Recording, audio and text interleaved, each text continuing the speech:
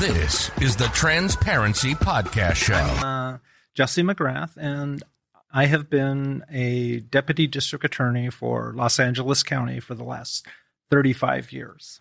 So that's 20.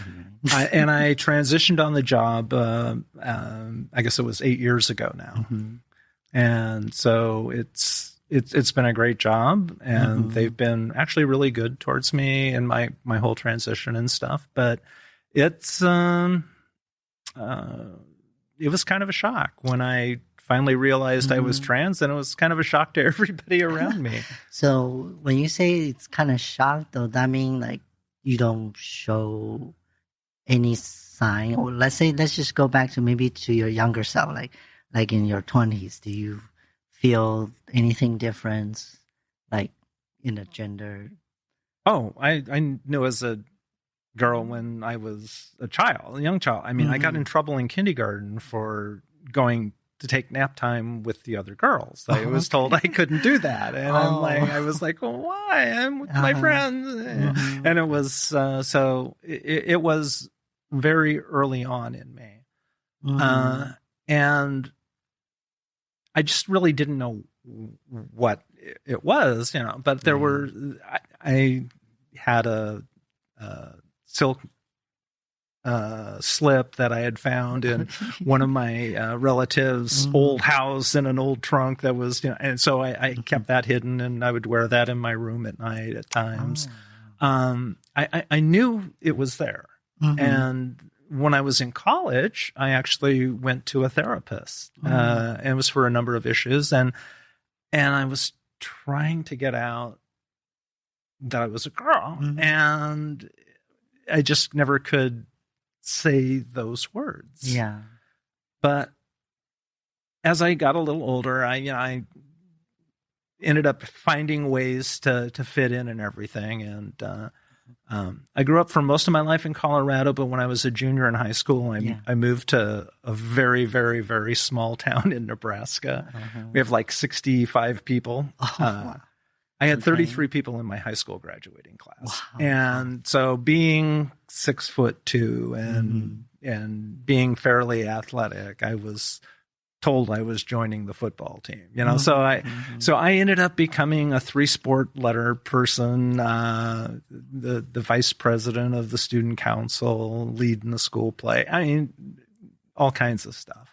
Yeah. And I was trying to fit in, but I still had that secret and occasionally taking my mom's makeup and doing my eyes, Okay. And then I ended up going to law school, and I ended up getting married in law school. Okay, so when you got married, is it to a woman? Yes. And did she knew anything about your Jessie side?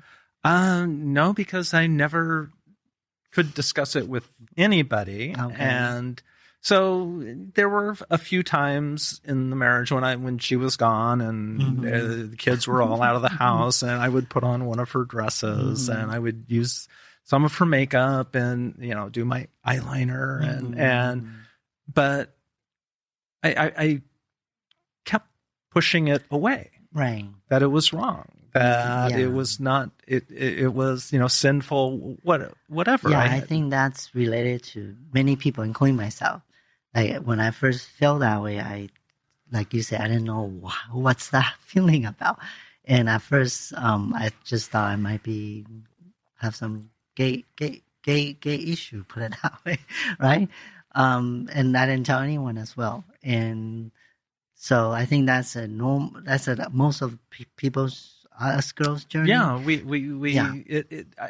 to me, I tell people the hardest person to come out being trans to was myself, because I didn't want, I couldn't see myself that way. I mean, I would envision at times, yes, but I always made it go away.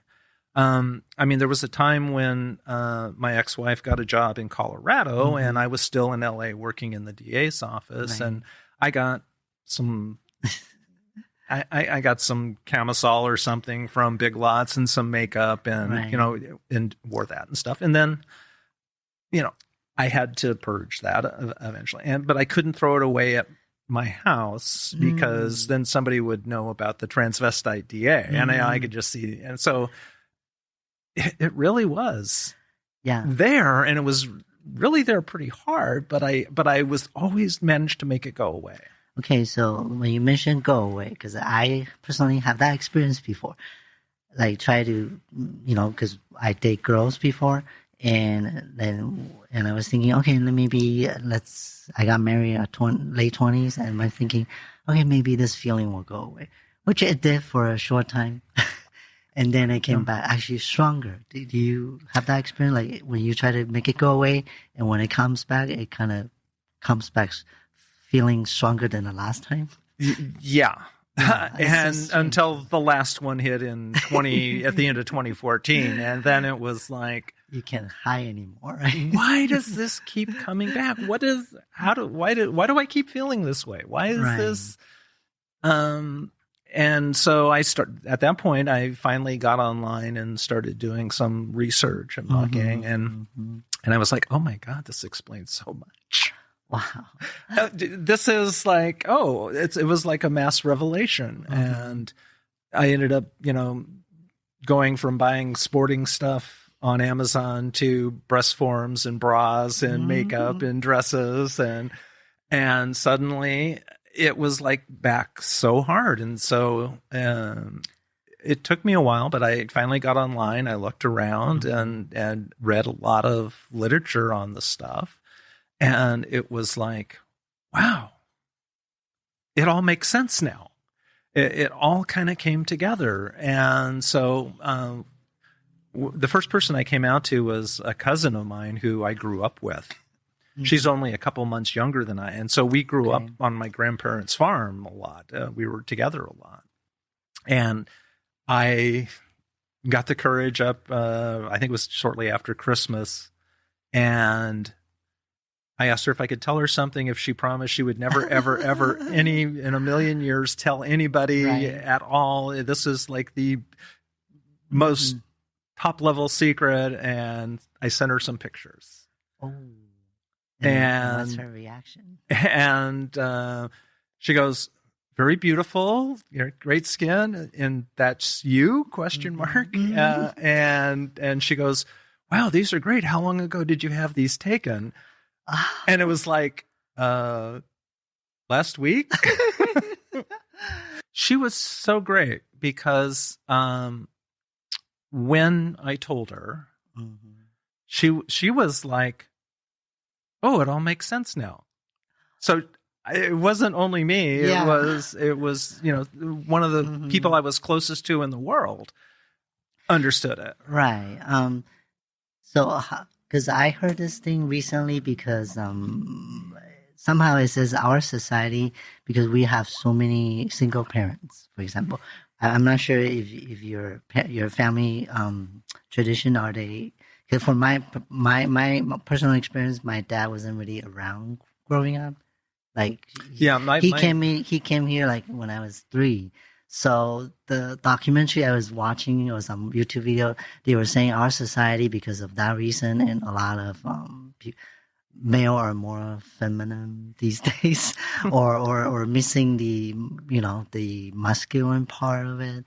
So I'm not sure if that's what I heard. So how's your family react to your transition? Well, are they surprised? My parents got divorced when I was 8, but my dad, but I was a girl before they got divorced. Right. So I'm like, I don't think it's that part of it. But they got divorced when I was fairly young, but I was always a sensitive kid, and I always emotional, and it was, Same here. And that's why I think my cousin, she goes, oh, it's so obvious now. But my mom had passed away, and she passed away in 2011. And so in 2014, we were going to go back to the farm and go through my mom's stuff, because my stepdad had never gone through her things, because he wanted us to do it, and he wasn't ready for it. So, 3 years later, we made plans to go back in the summer, and then he got sick, and then he ended up passing away in September. Wow. And so now I'm back at the farm with my brother and my sister, and we're, having to go through things. And there's my mom's clothes, which I remember borrowing, and her makeup's still there. And so it just hits me. And I ended up taking a bunch of my mom's clothes back with me and stuff. And it was, that's when I did that. So, unfortunately, my mom, who always knew she had a daughter, I think she really did. I think she found some of my stuff. I think she had to have known. Yeah. But so she never got to meet Jessie. But my dad, who's now 85 years old, he's actually been really, really good. He sends me birthday cards, Christmas cards, so to my daughter, and writes incredibly beautiful messages in there for me. And so he's really, really good about it. Yeah, my mom actually just passed away 2 months ago. Oh, I'm so sorry. Yeah, no worries. So what you just said is really reflect. I can make the connection. I understand, and it's. Once she passed away, I suddenly realized a lot of things. Like, I feel that she built this invisible bridge for me, and once she's gone, I can see it clearly now. It's so amazing. My kids say, "Oh my God, you're becoming grandma." Yeah, so that's why I can relate it to you. So besides that, when you transition, you mentioned at work, at your DA career, how did that go?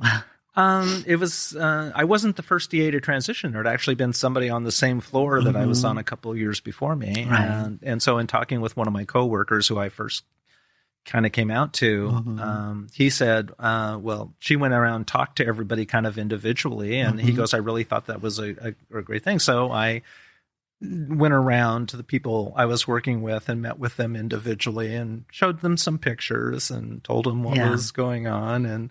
And they were all surprised, obviously. And then apparently one person that I talked to was horrified that I was going to be allowed to use the women's restroom. And so she went to HR and wanted to know what she could do to stop. And so I ended up getting a call from HR saying, you don't have to say anything if you don't want to, but we've heard a couple of rumors and we just want to let you know that we're here for you if you need us for anything. And I was like, oh, you mean about my transition? Yeah. That's not a rumor. I'm doing that. And I think we should probably get together and talk about what the timelines are going to be. Or when's a good time for you? Can I come down now? Wow. So... And what happened after that? I went down, I met with them. I told them that I had a court date for my name and gender change in another month, and that we were in the process of moving from an office building over to the Hall of Justice. And so that was scheduled for like June 15th, which was like 2 weeks after my name and gender change. So I was like, well, hey, we're moving to the new building. Why don't we just make that the official day? And really, so when I moved into the new building, everything was Jessie. Wow. They were really good about stuff. It was, for the most part, I mean, every now and then there's so many systems in the county. Yes. I think even last year I came across one where it had my dead name on there still. But it's been, they were actually really, really good about everything. What about in courtroom? From what we see on TV, it's very, very dramatic. And I've been to a jury duty, so it's not as shown as TV or like Judge Judy, as it shows authority. So when after you transition, when you start going to the courtroom, do you feel that authority is demolished from anyone in the courtroom? No, I've had great interactions with judges, opposing counsel. I don't try cases. I haven't tried a case in over 20 years. Okay. Because of the type of work that I was doing, I did a lot of civil work, suing corporations and businesses, and so it was. Everybody was really pretty good about stuff, actually, a couple of times I had like camera crew go into the court with me because they were doing some stuff on things, and but I think I feel more empowered now being myself than I ever did previously. Yes, I can feel you on this as well, because I was a shy guy before. I was a shy person, and now I'm just feel like it's a blooming, like aligned to what I feel inside, and I can do better somehow. For me, it's been an incredible change. I think I had 213 friends on Facebook, on my old one, and I think I have between friends and followers like 6,000 people on Facebook now. So I interact so much more with people. Your online preference is very creative, I notice, because I seen you in the kitchen cooking, showing a cooking show, and then you also play guitar, right? Yeah. And then the clock walk. The clock walk, yeah. That's a famous one. Oh, that was always fun, because there was nothing funner than having like 15 drunk hot gals in lingerie stuff walking down a couple blocks on Hollywood Boulevard. It was such an amazing time and experience. I absolutely loved that. But yeah, I sometimes do cooking with Jessie on my Facebook Live. Yes. We had the Slayevich sisters, which was a Russian group of Russian spies comedy group that I did with my roommates, and so I try to be a little bit creative. And I have kind of two personas. Like on Instagram, I have two Instagrams. I have one that's my work Instagram that is like mostly for professionally related things. I try not to get too, and then I have my Cloak Walk Jessie one. So, and that's got a lot more followers. So I see you bring your creativity onto your body, your tattoo, your ink. Do you design all of those tattoos on yourself? I have a very, very amazing tattoo artist who's over in on York Boulevard in Highland Park. He's been doing it for like 30 years, and he's tattooed half the porn stars, half the rock stars in LA. Okay. So he's one of the Inked magazine icons. And so he and I work together on a lot of stuff. And I tell him what I want, and he kind of comes up with an idea. Like my favorite one is it's kind of the Gothic blind justice. I don't know. Or we can answer a photo or something. Can that be seen? Oh. Yeah. So that is my favorite one right there. Wow. And I got a couple of different pictures online, and kind of told him the idea that I wanted, and then he drew that on my body. Okay. And this is all collection throughout many years, right? Including your old self. Probably most of these are 5 years or less. Really? Yeah. So you don't have any tattoo prior to transition? Yeah. So that's what I asked, because I want to ask. I have one. I want to ask one very interesting question, because I remember some people that they have a tattoo prior their life, and now they transition. They want to get rid of the one that's prior. So you say you have one. Is it still there, or you got rid of it too after? It got changed. My tattoo artist came up with this great concept. So when I first saw him, what did you have before? I'm curious. It was a very small tribal sun right in my stomach area. Okay. And then now he changed. And so when I went and saw him, I told him I wanted 5 roses on my side, and it ends up going from like my hip all the way up to my back. And so there's the 5 roses, but it's like a really giant side piece. And it took, I think, 3 settings to get everything done. All the way to the front, covered as sun. No, so I told him I wanted 5, and then I said I wanted a colored rose to signify my transition. Yeah. And so he said, "Yeah, I can do that." He goes, "But we've spent a lot of time together. I kind of know who you are. I kind of understand some stuff." Yes. What I was thinking of is we cover up that one that you have here, Right. and put a lotus blossom. Okay. Because it grows out of something chaotic and muddy and becomes something beautiful. And that transitions over into a colorful, amazing flower that's not like a regular flower. It's a special design type flower.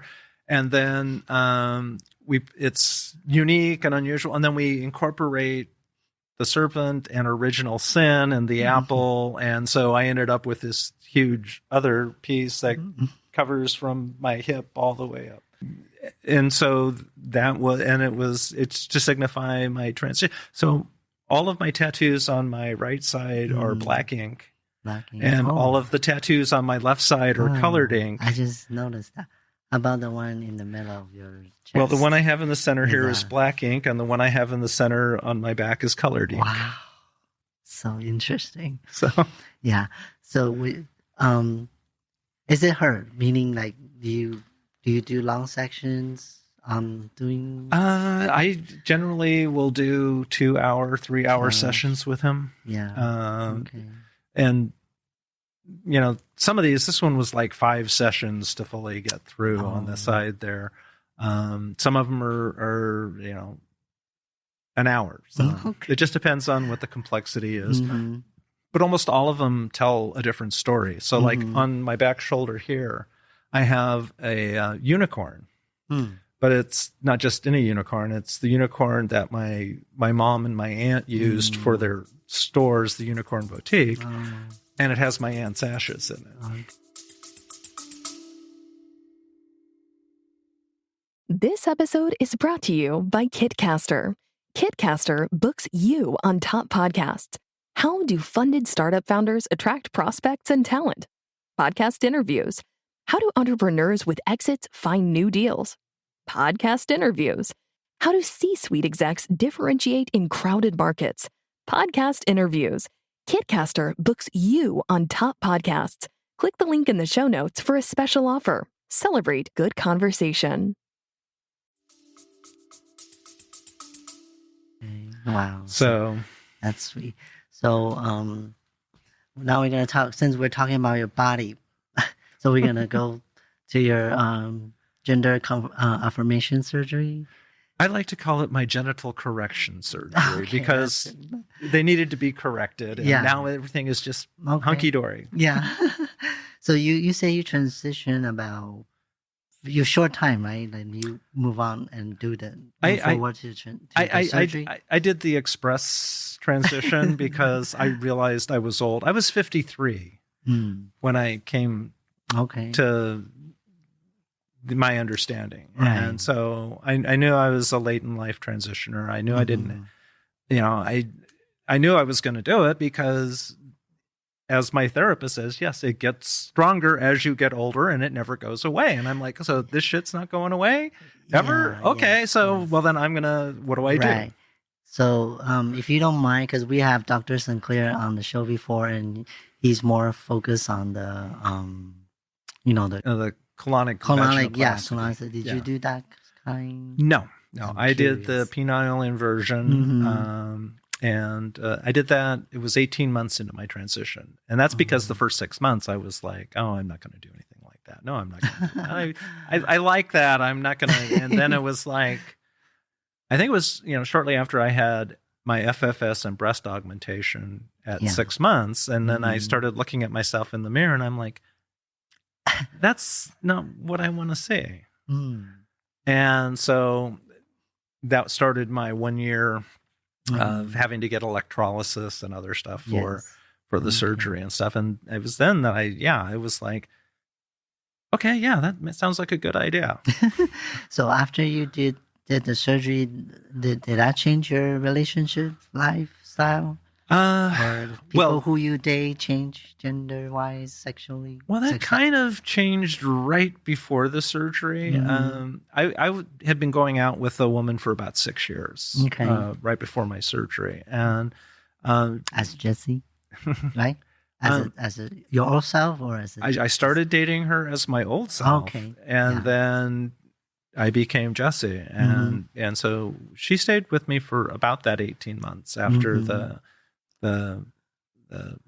till right after the surgery, when I ended up kind of breaking up with her, because when I started out, she was pretty supportive for the most part. I mean, she did tell me that I would make an ugly woman, and I was like, okay, but at least I'll be a woman. Okay, that's the key focus on this. Is right. I don't care. I'm going to be what I'm going to be. I just get to be me.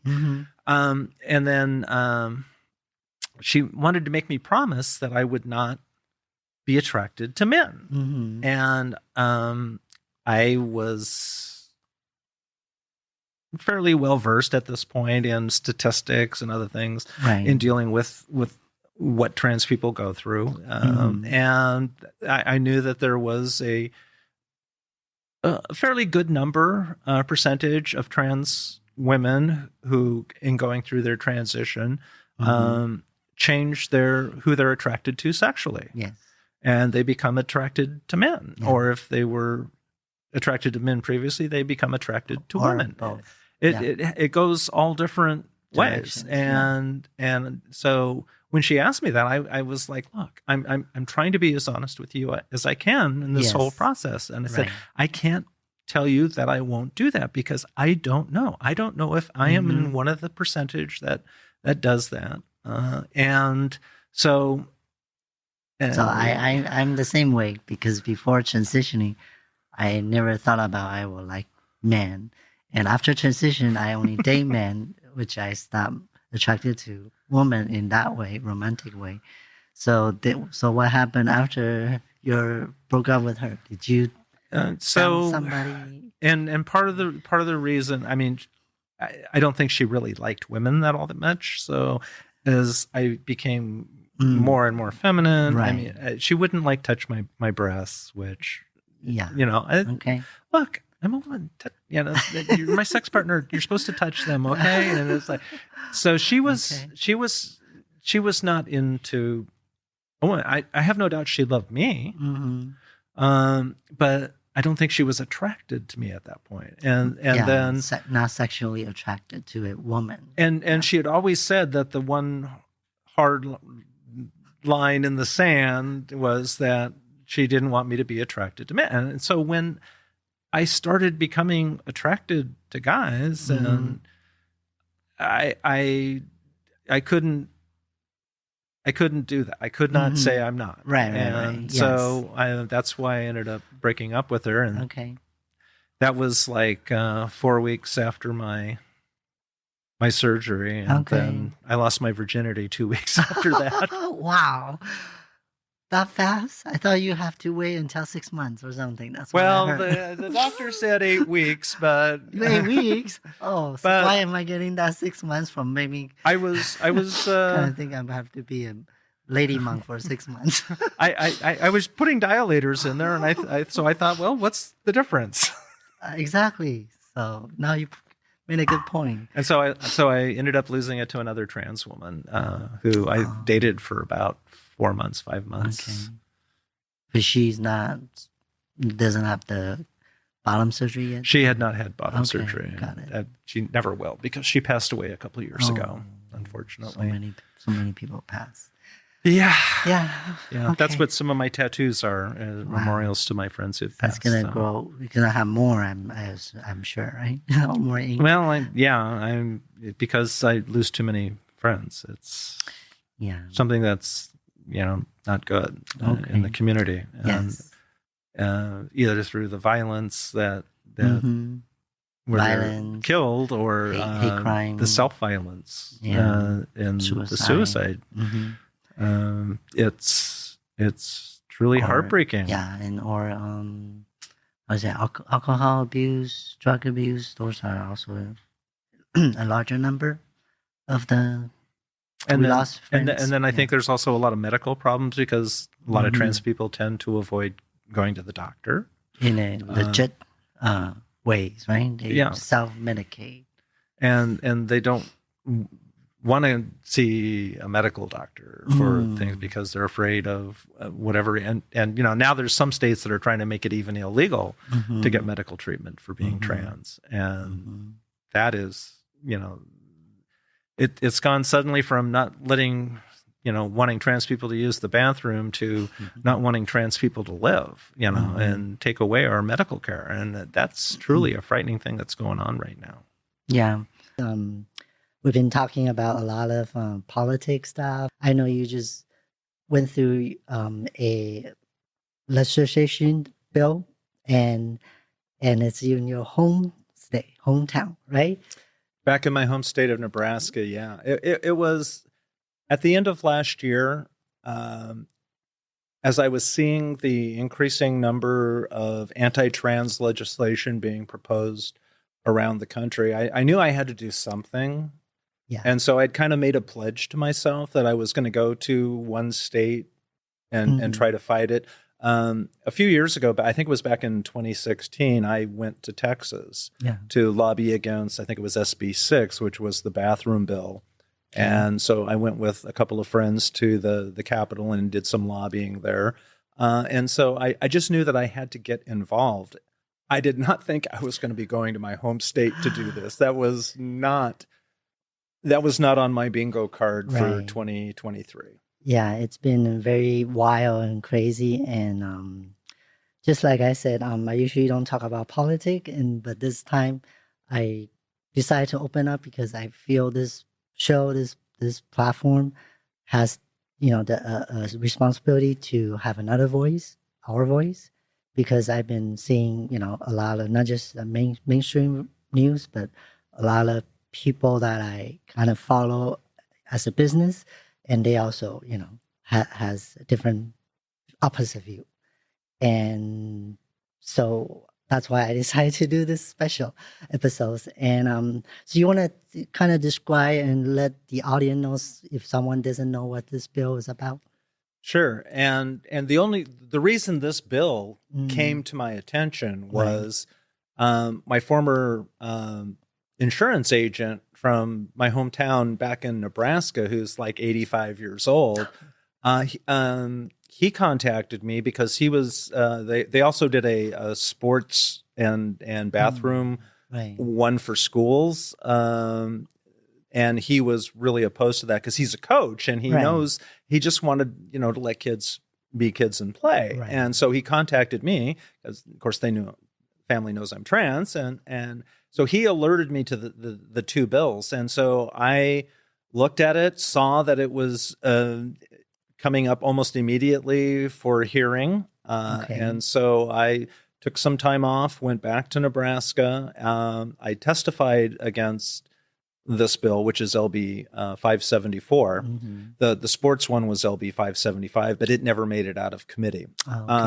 LB 574, as it was introduced, banned gender-affirming care, any surgical procedures, puberty blockers, cross-sex hormones, and I think to the extent even it was no therapy. It was very, very damaging to trans youth's access to healthcare, and it was similar to bills that were introduced in other states. Yeah. So does this bill only limited to the child, or it was anyone under 19? Because Nebraska is a unique state in a lot of ways. The age of majority there is actually 19. And so, and it's also a unicameral. They're a single Senate, I guess you would say, but we call it the legislature. There's 49 state senators, and that's it. There's no conference committees going back and forth between House and Senate versions of bills. It's all solely contained within that single body.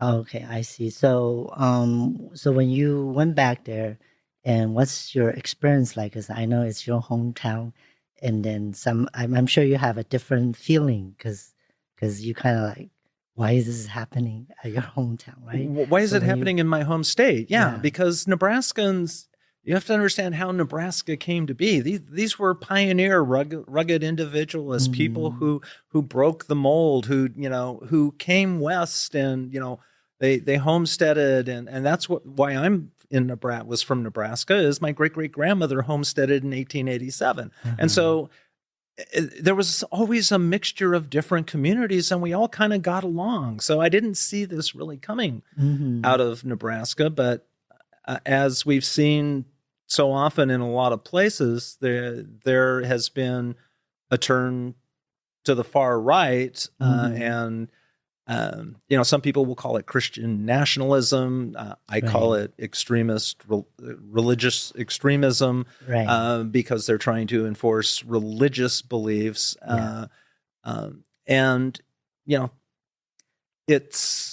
it's something that was happening in a lot of places, and I just didn't think it was going to happen to Nebraska. And I really love the Nebraska legislature. I worked in the legislature as a legislative aide when I was in college, so I love the unique system that it has. So it was extremely frustrating to get there, and seeing the number of people who were there opposing this bill for the day that they had the hearings. And they basically allocated 3 hours for proponents and 3 hours for opponents. Wow. So I know you document the entire part of the journey. So we're going to play some for our audience to see.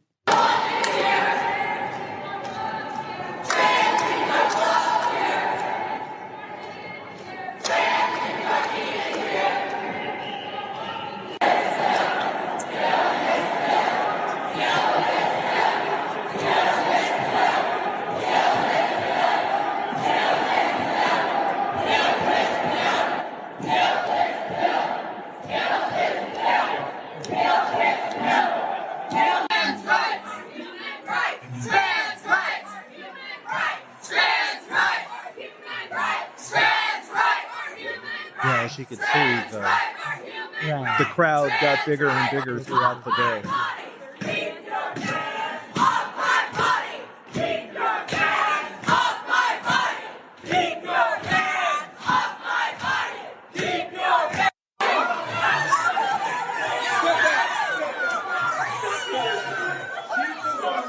And for some reason, the gal decided she wanted to punch one of the state patrol officers. And there was another man that was getting arrested, who I believe they said was drunk or disorderly and wouldn't leave. And so it got kind of heated. And there were people who were supporting the bill who were walking around with firearms, because Nebraska allows open carry of firearms in the state capitol. And then this is Senator Kavanaugh, Senator Hunt, and Senator Day, Senator Blood, all these people who I ended up getting to know, Senator Frederickson. These were the people who led the fight against this horrible bill. And this was right after... All right. This is after they ended up losing. As I have a question, because when I see those clips, there's a lot of kids, like young adults or teenager. Are they all? I don't think they're all trans people. Huh? No, they're not all trans. They're gender non-conforming, part of the LGBTQ community, or they're just strictly allies. There were people from a lot of different walks, but there were a lot of trans kids who were there. In fact, trans kids testified against this bill, including the daughter, who is now her son, of one of the state senators, Megan Hunt. Her son, Ash, testified against this bill, but yet they still voted to deny him health care. Yeah, because it's kind of, to me, it's kind of contradictory if they want to protect the kids or the children, but then you see the violence. I think that girl, she looks pretty young, so I don't think this is like protection or any sort of, Well, it's part of a national strategy that's been put together by groups like the Alliance Defending Freedom, the Family Research Council, and Focus on the Family and Right. other groups like that are funding this. And they have put out a narrative that trans youth healthcare is mutilization and sterilization. That is their catchphrase, and they're talking about it. They don't see the joy when somebody has a trans-related surgery and how that makes them feel complete. They call it mutilation, and it's horrible because this is not mutilation. And they say that puberty blockers are not reversible, which most cases they are. They talk about, well, what if they regret the decision? Which is the same thing that they say about women who want to have their tubes tied or their tubes removed. Right. Well, what if you change your mind? It's like, no, I know who I am. I know what I want. And these trans kids know who they are and know what they want. I've talked to so many trans kids, and I've talked to parents, and there's all this perception and misinformation that these are liberal parents who are trying to trans their kids because they want to be some social status for having a trans child. And it's so far from the truth. Almost all the parents that I talked to struggled with the fact that their kid is trans, wondering what it is that they do, seeking help from sources, and learning that the way to help them the best is to affirm them. And for these state senators to want to use the power of government to dictate to these families who are struggling what they can and can't do is just outrageous. It is totally outrageous. Yeah, because looking at that, the scene has a violent.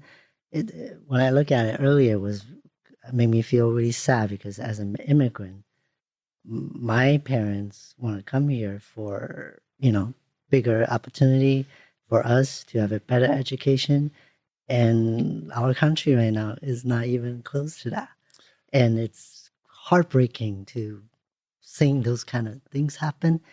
And it truly is the division that exists in this country. I mean, I was a Republican, and I guess I have been a registered Republican my whole life, and I was involved in politics from a very young age, and so I've seen it up close and personal. Now, the last 30 years, I was not involved in politics much because I had my job raising kids, and I didn't get involved in that. I mean, for a large part of the time, I was married to a woman who was from the other party, and so it was like we kind of just canceled each other out. But I don't recognize the Republicans that are out there today. I don't recognize the vitriol and the hatred that they're spewing. They seem to think that because they have these Christian views, that everyone should be forced to live under that. And that's not, number one, the Christianity that I know, and that's not the Republicans that I know. Yeah, because as I post the show on the social media platform, I often get comments like, "Oh, I hope you find Jesus."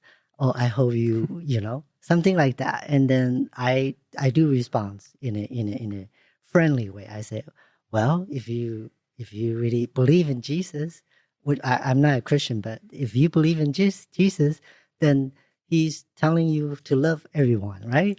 That's what the message of God is supposed to be. Yeah, love everyone. So everyone, including everyone, not like straight, gay, or trans or non-trans. Except with some Christian extremists, they have to love you so much that they want to destroy you, and I don't understand that. It's like my stepmom still refuses to accept me. She doesn't accept my lifestyle choice, and it's like, this is not a lifestyle choice. Yeah. I mean, this is my identity. This is who I am. Right. I am me 24/7, 365 days a year. And no, it's not a fad or a phase I'm going through. It's been 8 years. No, I am not going to be anybody different than who I am. Yeah. Besides, because you're 8 years, I'm 11 or so years, but we both know we've been feeling that way for decades. Or, it you know what was. I mean? I knew So- way before that, Right. and it was the religious beliefs that I was raised and had that led me to believe that it was a sin, not knowing that God is a beautiful, loving person, and making me transgender was like a gift that God gave me. And I look at it as I spent a large part of my life denying who I was, for thinking it was for God. And when I finally did embrace myself, life became so much incredibly better. I mean, it was like I was incredibly blessed. And I always say to Christians, it's like the verse, God, I formed you in the womb, I knew you before you were born. I'm like, yes, thank you, and you made me this way. And I actually think it's a beautiful thing, and I've gotten to see life from different perspectives, and it gives me so much to be able to give back, because I've seen things in so many different ways. Yes. So also, we're going to have another clip that you were interviewed by the local news broadcast. They're violating legislative norms in all these states to get these bills passed because for whatever reason, they think this is a winning election issue. Well, it's not, because people are beginning to react, and they're seeing that we are humans, that we deserve humanity, that we deserve medical care, and we don't deserve what happened in this building here today. Okay, so did they interview any people in the core, or just? Oh no, it was actually kind of strange, because I had been in the rotunda for a few minutes while everyone was hugging the senators, and I decided to go out to the north steps to the Capitol, because we were going to have a rally there, and there was not a whole lot of people there at the time, and I was talking with the head of social media for the ACLU Nebraska, and one of the reporters came up for the local news station, and they just asked him if he wanted to make a comment about what happened. He said no. He asked another one of the ACLU staffers if they wanted to do it, and she said no. And he goes, Jessie, do you want to? I'm like, sure, why not? And so that's how I ended up on the news with that one. It was, I just happened to be standing there. Yeah, it's well, we need somebody in our community to be interview and have a different kind of voice, so that's good for you. And so next thing we want to talk about is healthcare, because you and I both know, if we stop receiving our medications, hormones, we as a person will probably become very, very imbalanced, depressions, and we can't be ourselves. So if we put that, let's say, in a child, like, anyone under 19. Yeah, it's truly distressing, and they're not just coming after the trans youth healthcare. They're coming for all trans healthcare, and that's been made clear by the American Principles Project. They've started with youth healthcare because they can start saying mutilation and sterilization, and then they can say anybody who supports that is a groomer or a pedophile. So it's a way of targeting our community to number one, say we're groomers, mutilators, sterilizers, all of the classic signs of targeting a minority group that you want to exterminate and you want to get rid of. And so they're going to come after the trans health care for adults next. In Nebraska, the way the bill was originally written, it prohibited the surgeries, the blockers, and the cross-sex hormones and therapy, except for probably conversion therapy. That would probably be okay. What they did is when they got to the final vote,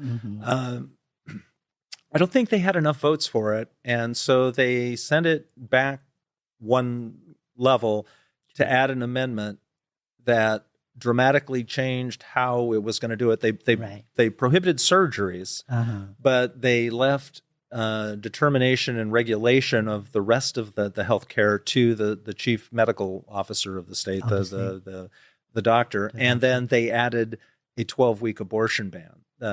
They had a 6-week abortion ban bill that had made it to the final round, but they couldn't end the filibuster on it, and so it died. And so, in an effort to get this bill passed, they added a 12-week abortion ban to it. And so it ended up getting enough votes to go back up. And so, yes, they ended up, we lost by 1 vote. They had just enough votes to end the debate on it. And so it was able to be voted on and passed. And that leads us to where we're at now, which is we don't know what trans youth healthcare is going to look like in Nebraska until October. We actually don't even know if the children who are currently receiving care are grandfathered in and can continue to do it. There's a lot of confusion in relationship to it. Fortunately, the way they did the bill, which is adding 2 unrelated things, abortion and trans medical care are kind of really 2 separate issues. And so the Nebraska Constitution requires that legislative bills be of a single subject. We have, not we yet, but the Nebraska ACLU filed suit last Tuesday against the state, challenging it that the bill is unconstitutional on the grounds that it violated the single subject rule. And they're seeking an injunction. The abortion provisions of the law took effect immediately. The trans healthcare is waiting until October.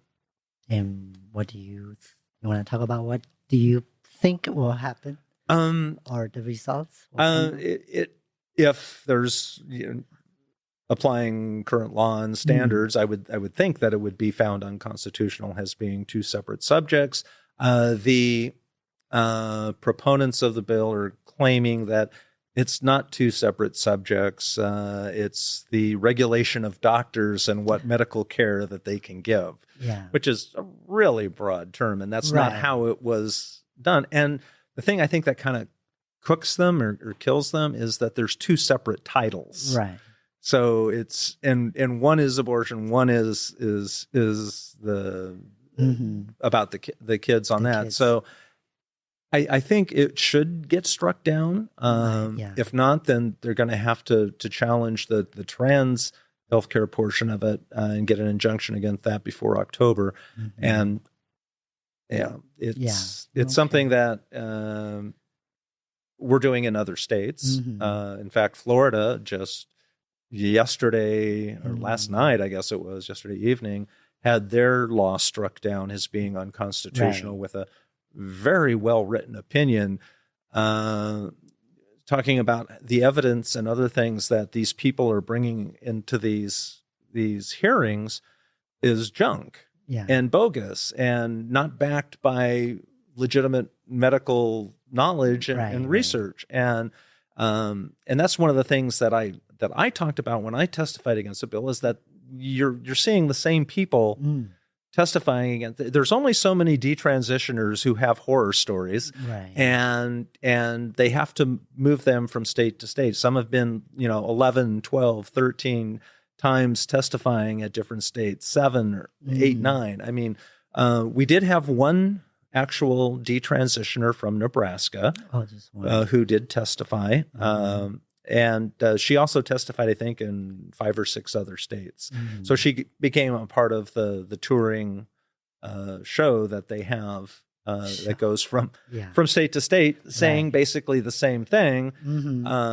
And in every state, there are literally hundreds of trans kids and families who are saying, no, this is good. So it's definitely, if it gets looked at in an independent light with somebody who is not running it through the filter of their religious beliefs and their belief that they have the right to dictate how others can live their lives, they don't survive scrutiny. Yeah. So we have one more clip to show the audience. Is this like, where is this taking place at? Like not location, but the timeline.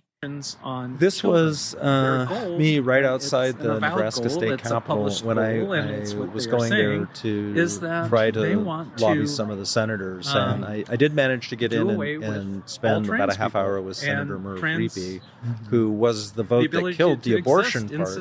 And he was kind of bought off, I think, by the 12-week abortion ban to vote for the two of them together. But yeah, I was wearing my Nebraska National Guard sweatshirt, T-shirt, and most of those are challenged in federal court. But it's tough going back in there and trying to talk to people whose minds are closed and were pretty well made up. I did talk with probably 3 or 4 different senators.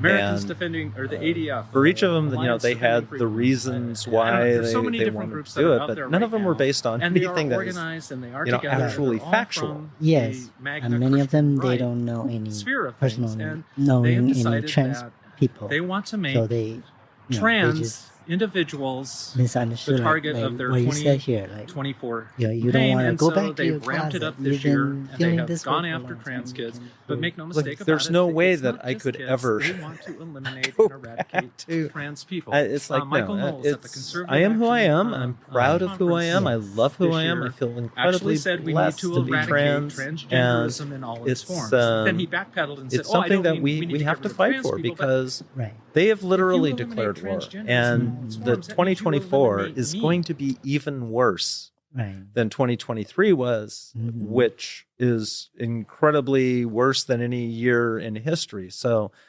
I'm pretty sure that there's been a decision made somewhere along the line. You can see it from what DeSantis is doing in Florida, with what these other states are doing to pass these bills, that the next round is going to be targeting trans adults. And so they have stated an avowed goal. I mean, Michael Knowles was at the CPAC and stated that, transgenderism needs to be eradicated in all its forms. And then, of course, he backtracked and said, well, I wasn't saying we eradicate trans people. I'm like, well, if you're eradicating in all of its forms, isn't that kind of advocating the people? Because I'm a form. So, it is truly frightening. There's so many incredible parallels to 1933, 1934 Germany. If you look at what happened there, the Nazis began by targeting specific groups, and it didn't start with rounding everybody up into cattle cars and putting them into the gas chambers. It started slowly, and it started by targeting, in this case, the trans and gender nonconforming community of Berlin. And Magnus Hirschfeld, the doctor who studied this for years and years, had an incredible library. The first book burning by the Nazis was the trans library at his Institute of Sexology in Berlin. And so seeing what they're doing now, trying to ban books, trying to take away healthcare, trying to basically do away with any rights that we have to be able to transition. I mean, one of the incredible things that current law allows us to do, at least in most places, is to change our names on our birth certificates and our gender. It allows us to change our passports. We can change our driver's license to conform with who we are and how we live. And they are wanting to target and attack that. Yeah, I think I just personally experienced what you just said, because I changed my name 2016, gender, everything, all my social security card, driver license, and even neutralization certificate. And somehow, California, the state information is not matching rest of my documents. Strange. Yeah, and then I was trying to have the social worker or somebody in the Medi-Cal, it's called benefits Cal, to ask them how can I make the change, and whoever they're speaking to on the other side is from the state, and the guy, I think it was the guy, and the guy was giving me so much hard time. They want me to have a court order, which I have, but it's been a long time. I have to dig it. And then they comes down to ask me for my birth certificate. And, I'm from another country, born from another country, and I'm not even a citizenship of that country anymore. There's no way I can get my birth certificate. So I was really, shocked, to be honest with you, because I think it's kind of, even though we're in California right now. That's surprising. Was that the DMV or? No, it's a state. A state agency somewhere? Oh. Yeah, it's not DMV, it's not Social Security, because all these I already been taken care of. So I was kind of So we need to get to the bottom of that. That's definite. But imagine a world in which no one can change that. That I have to go around with a driver's license that has my old name and says I'm a man. I'm like, okay, nobody mistakes me for a man anywhere, anytime. Okay. Right. And so that's just cruel. Right. It really and truly is cruel. Mm-hmm. And that's kind of, I think, what some of this is all about is listening to some of the interviews of the author of this bill where she's, talking about it's a social contagion and it's a social issue and how this was a great victory for conservatives in the social wars. And I'm like, how is my existence a social war? It's like, I was medically treated. This is a real condition. So many people love to say, there are no trans kids. And it's like, well, I know some of them. And so, yes, there are. I was one.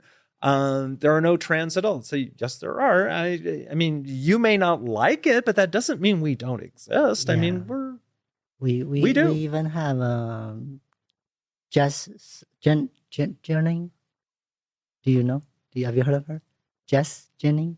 Jess Jennings? Yeah. No. She has a documentary show, I'm Jess.